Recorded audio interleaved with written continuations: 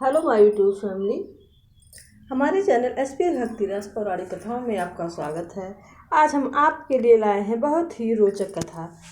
भोले बाबा, शिव जी और पार्वती जी की पुत्री अशोक सुंदरी। अशोक सुंदरी कौन थी और इनके जन्म और विवाह की कथा क्या है, इनका रहस्य क्या है, आइए जानते हैं। पूरी कथा विस्तार से सुनते हैं। कथा पूरी जरूर सुनिएगा। जितना ही फल पूजा पाठ करने से मिलता है उतना भी इस कथा को सुनने से फल मिलता है। क्या आप सभी को पता है कि भगवान शिव की एक पुत्री का नाम अशोक सुंदरी था। हालांकि महादेव की और भी पुत्रियां थीं जिन्हें नाग कन्या माना गया है। जया, बिसहर, समिलवारी, देव और दोतली। अशोक सुंदरी को भगवान शिव और पार्वती की पुत्री बताया गया है, इसलिए वह गणेश की बहन है। इसका विवाह राजा नहुस से हुआ था। आइए जानते हैं राजा नहुस और अशोक सुंदरी की कथा क्या है। पद्या पुराण अनुसार अशोक सुंदरी देवकन्या है। दरअसल माता पार्वती के अकेलेपन को दूर करने हेतु कल्प वृक्ष नामक पेड़ के द्वारा ही अशोक सुंदरी की रचना हुई थी। एक बार माता पार्वती विश्व में सबसे सुंदर उद्यान में जाने के लिए भगवान शिव से कहा। तब भगवान शिव अपनी पत्नी पार्वती को नंदन वन ले गए। वहां माता पार्वती को कल्प वृक्ष से लगाव हो गया और वे उस वृक्ष को लेकर कैलाश आ गई।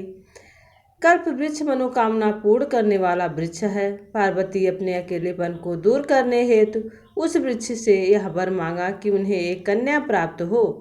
तब कल्प वृक्ष द्वारा अशोक सुंदरी का जन्म हुआ। माता पार्वती ने उस कन्या को वरदान दिया कि उसका विवाह देवराज इंद्र जैसे शक्तिशाली युवक से होगा। इसी वरदान के असर के कारण एक बार अशोक सुंदरी अपनी दासियों के साथ नंदन वन में विचरण कर रही थी।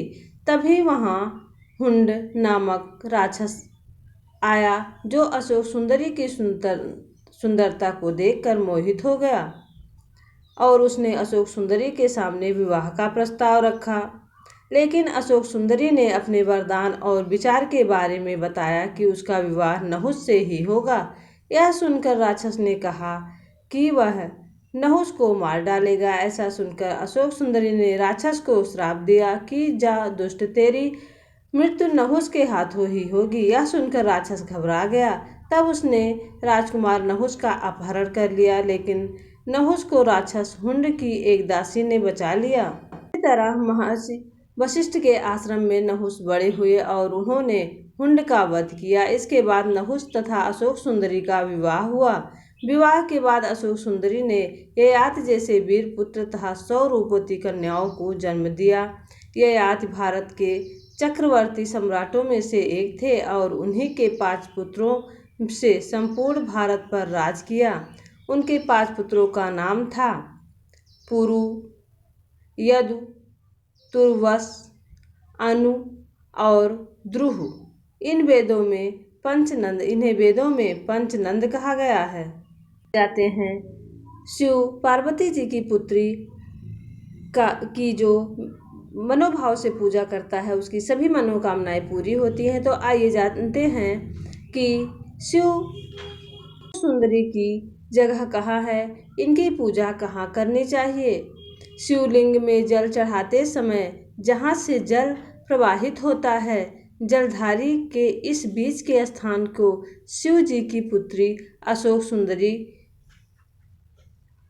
की जगह माना गया है। यहाँ अशोक सुंदरी विराजमान करती हैं। अशोक सुंदरी की पूजा करने के लिए सबसे पहले शुद्ध जल में गंगा जल मिलाकर शिवलिंग को स्नान कराएं। शिवलिंग पर चंदन का तिलक लगाने के बाद अशोक सुंदरी के स्थान पर चंदन का तिलक लगाएं। अब शिवलिंग पर बेलपत्र, फूल, माला अर्पित करें। इसके बाद में अशोक सुंदरी का ध्यान करते हुए अपनी इच्छा अशोक सुंदरी को बताएं। अशोक सुंदरी का मंत्र क्या है। अशोक सुंदरी की पूजा करते समय मन भाव से इस मंत्र का जाप करने से सारी मनोकामनाएं पूरी होती हैं। ओम जयंती मंगलाय मया अशोक सुंदरी देवी त्रिपुरांबिका रूपिणी त्रिलोकली जननी। ओम क्लीन ए ह्रीं अशोक सुंदराय स्वाहा। ओम क्लीं ऐं अशोक सुंदराय स्वाहा। ओम ऐं ह्रीं अशोक सुंदराय सिद्धि में देहि स्वाहा। यह मंत्र का जपने से अशोक सुंदरी सभी मनोकामनाएं पूरी करती हैं और मनवांछित फल प्राप्त होता है। अशोक सुंदरी की पूजा करने से भोलेनाथ की कृपा और माँ पार्वती जी की कृपा बनी रहती है।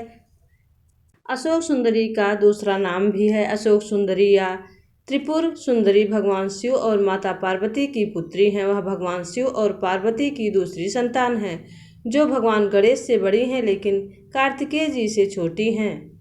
जानते हैं अशोक सुंदरी के नाम का अर्थ क्या है। अशोक सुंदरी की रचना इच्छा पूर्ति करने वाले वृक्ष कल्प वृक्ष से हुई थी। जब पार्वती ने अपने अकेलेपन को कम से दूर करने के लिए एक बेटी की कामना की थी, उनके नाम के शब्द से उनकी रचना की गई। अशोक का अर्थ है पार्वती के शोक को कम करना, जिसका अर्थ है दुख, जबकि सुंदरी का अर्थ होता है सुंदर लड़की।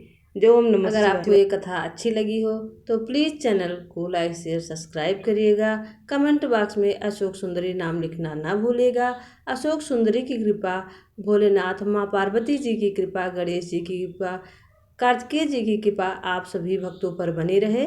तब तक के लिए ओम नमः शिवाय, ओम नमः शिवाय। और कमेंट बॉक्स में कमेंट करना ना भूलिएगा और कथा को पूरा ज़रूर सुनिएगा। ऐसे ही पौराणिक कथाएं आपके लिए लेकर आते रहेंगे। तब तक के लिए जय भोले बाबा, ओम नमः शिवाय, जय पार्वती जी, जय कार्तिकेय जी, जय विष्णु भगवान और सभी देवी देवताओं की जय हो, जय हो।